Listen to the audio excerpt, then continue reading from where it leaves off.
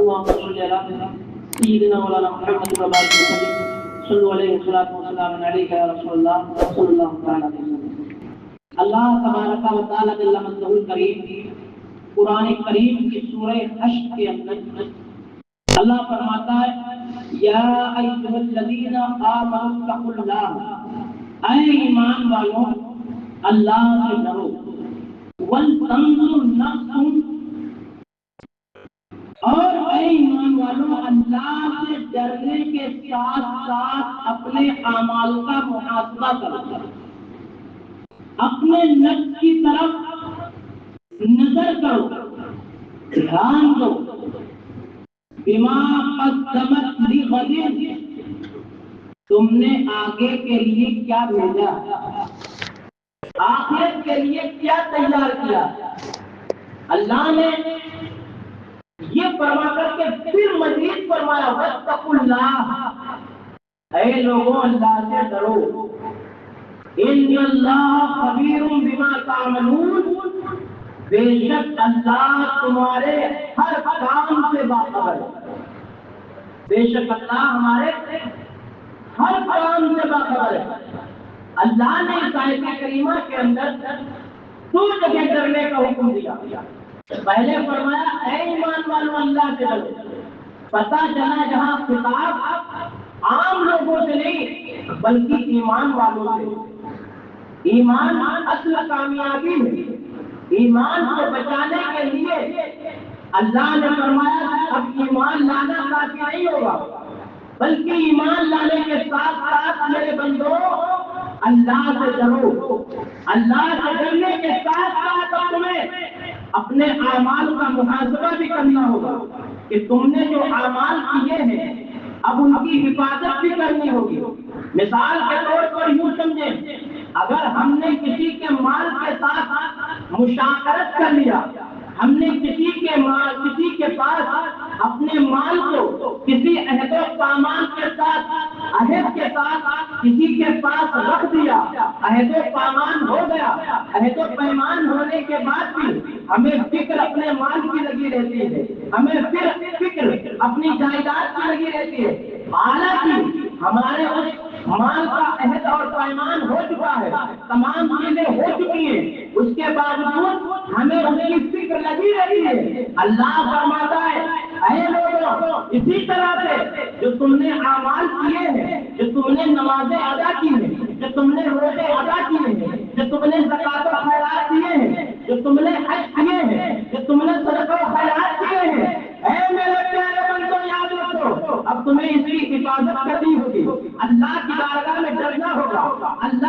اللہ کے خوف کو اپنے دل میں بتانا ہوگا۔ وَلْتَنظُرْ نَفْسٌ بِمَا قَدَّمَتْ لِغَدٍ، تمہیں اس کا بھی خیال رکھنا ہوگا کہ تم نے ان اعمال کو آگے کے لیے کیسے پیش کیا ہے، یعنی دنیا جو ہے دار العمل ہے اور آخرت دار الجزا ہے۔ تمہیں دنیا کے اندر جو کام کیے ہیں، جو تم نے اعمال کیے ہیں، جو تم نے نیکیاں کمائی ہیں، اس کی جگہ تمہیں ساری دنیا کے اندر ہی نہیں ملے گی۔ اگر ہم نے کوئی نیکی کی ہے اور ہم یہ سمجھے کہ اس کی جگہ اس کا بینیفٹ، اس کا فائدہ دنیا کے اندر ہی مل جائے، ایسا ممکن نہیں، ممکن ہے مگر ایسا نہیں ہے کہ دنیا کے اندر ہی مل جائے، بلکہ کچھ ایسی بھی جگہیں ہیں، کچھ ایسا بھی بینیفٹ فائدہ ہے جس کو آخرت کے اندر ادا کیا جائے گا، جس کو کل قیامت کے دن ہمارے ہاتھوں میں دیا جائے گا۔ اب اللہ نے قرآن کریم کے اندر ارشاد فرما دیا اب تمہیں اپنے اعمال کا جائزہ لینا ہوگا کہ تم نے آگے کے لیے کیا بھیجا ہے، اور پھر جب یہ جائزہ لے لو گے تو اے ایمان والوں یاد رکھو واتقوا اللہ، اور اللہ سے ڈرنا بھی ہوگا۔ اللہ کے ساتھ ڈرنے کے ساتھ ساتھ یاد رکھو میرے پیارے، اب اگر تم کوئی کام کرو گے، چاہے وہ ایک عمل ہو، چاہے وہ خیر ہو، چاہے وہ شر ہو، چاہے کسی بھی صورت میں ہو، چاہے تنہا کر رہے ہو، چاہے مجمع عام میں کر رہے ہو، چاہے وہ گناہ کوٹھری میں بیٹھ کر کے کر رہے ہو، چاہے وہ گناہ مجمع عام کے اندر بالکل مطلقاً کر رہے ہو، میرے پیارے یاد رکھو اللہ نے قرآن کریم کے اندر ارشاد فرمایا اس سے بے خبر مت ہو جانا، یہ مت سوچ لینا کہ اگر ہم کوٹھری کے اندر بیٹھ کر کے اگر اللہ کی بارگاہ میں عبادت نہیں کر رہے ہیں تو لوگ ہمیں دیکھ نہیں رہے ہیں۔ اگر ہم نے یہ سوچا کہ اذان کی آوازیں آ رہی ہیں کوئی دیکھ نہیں رہا ہے، اگر ہمارے کانوں تک آواز کی اور ہم نے یہ بے فکری کا مظاہرہ کیا، ہم گھر کے اندر بیٹھ رہے اور یہ سوچتے رہے کوئی تو دیکھ نہیں رہا ہے، اور گھر کے اندر بیٹھ کر کے ہم نے نمازوں کو ترک کیا، ہم نے روزوں کو ترک کیا، ہم نے گناہ پر گناہ کیے، غیروں کے اوپر نظر ڈالی، ہم نے چغلیاں بھی کی، ہم نے غیبتیں بھی کی، ہم نے شراب نوشی بھی کی، ہم نے چوریوں کے ساتھ ساتھ لوگوں کے درمیان آپس میں لڑائی جھگڑے کے اندر بھی شریک رہے، لوگوں کے خلاف دوائیاں بھی دی۔ لیکن یاد رکھو میرے پیارے، کوئی دیکھے نہ دیکھے، محلے والے دیکھے نہ دیکھے، گھر والے دیکھے نہ دیکھے، رشتے دار دیکھے نہ دیکھے، احباب و اقارب دیکھے نہ دیکھے، اللہ نے قرآن کریم کے اندر ارشاد فرما دیا، اے میرے پیارے بندو یاد رکھنا، بے خبر مت ہو جانا، ان اللہ خبیر بما تعملون، جو تم کرو گے، جو تم کرو گے، اللہ ہر کام سے بے خبر ہے، اللہ ہر کام سے باخبر ہے، اللہ تمہارے اعمال کو دیکھ رہا ہے، اللہ تمہاری نیتوں کو بھی دیکھ رہا ہے، اللہ ان چیزوں کو بھی دیکھ رہا ہے جو ابھی ہمارے دل کے اندر پیدا نہیں ہوئی ہے، اللہ ان کا بھی بولا، اللہ ان کو بھی ملاحظہ کر رہا ہے، جبکہ ایمان کی حالت یہی ہونا چاہیے کہ اللہ ہر چیز کو دیکھنے والا ہے، اللہ ہر چیز کو ماننے والا ہے، اللہ ہر چیز کو جاننے والا ہے۔ اب اگر ہم نے یہ مظاہرہ کر دیا کہ اللہ ظاہر کو دیکھتا ہے باطن کو نہیں دیکھتا ہے، تو بندہ دائرہ اسلام سے خارج ہو جائے گا۔ کیوں؟ اللہ کی بات ہو جاتے ہیں کہ بندے کو دیکھتے ہیں تو ظاہری صورت کو دیکھتے ہیں، اگر کوئی شخص کو دیکھتا ہے تو ظاہری حالات کو دیکھتا ہے، مگر اللہ کی بات وہ ہے کہ اللہ ظاہر کو بھی دیکھتا ہے، اللہ باطن کو بھی دیکھتا ہے، اللہ اس چیز کو بھی دیکھتا ہے جو تمہارے دل کے اندر بھی پیدا نہیں ہوا ہے۔ جب ہمارا یہ ایمان اس بات پر ہو جائے گا کہ اللہ ہر چیز کو دیکھتا ہے، اللہ ہر چیز کو ملاحظہ کرتا ہے، اللہ کے علم میں یہ بھی ہے کہ ہم کیا کرنے والے ہیں، اللہ کے علم میں یہ بھی ہے کہ ہم کیا کام انجام دینے والے ہیں۔ جب ہمارا یہ ایمان پختہ ہو جائے گا تو یقین مانے ہمیں دنیا اور آخرت دونوں کامیابی کی منزل تک پہنچا دیں گے۔ یاد رکھو میرے پیارے، اللہ تبارک و تعالی جل وعلا کریم نے اس آیت کریمہ سے بتانے کا مقصد کیا ہے؟ اللہ رب العزت نے اس آیت کریمہ کے اندر یہ ہمیں صاف طور پر واضح فرما دیا، جب ہمارے دل میں خوف الہی ہوگا، جب ہمارے دل میں خوف الہی کے ساتھ ساتھ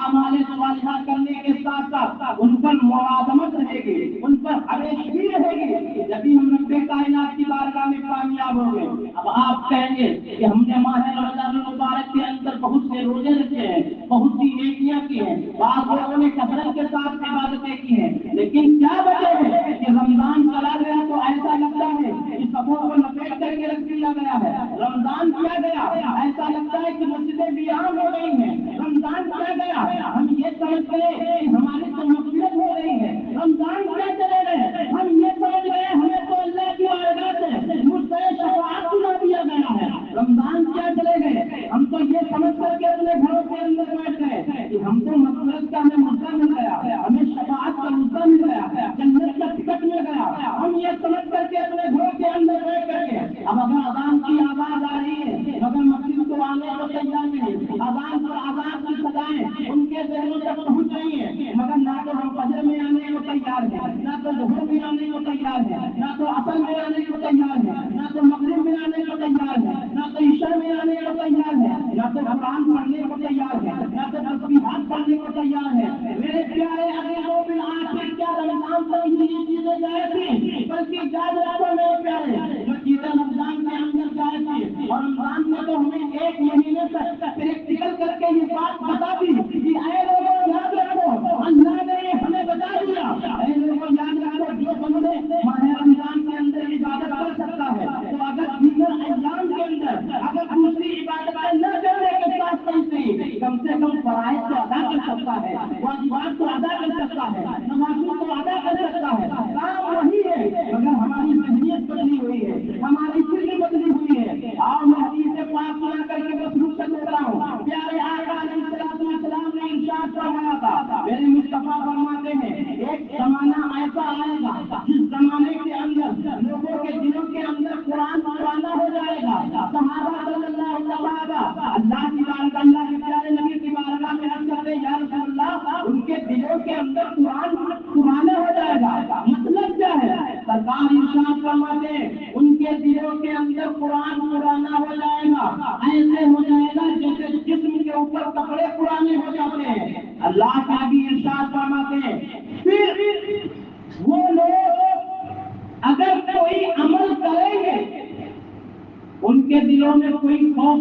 ہوگا،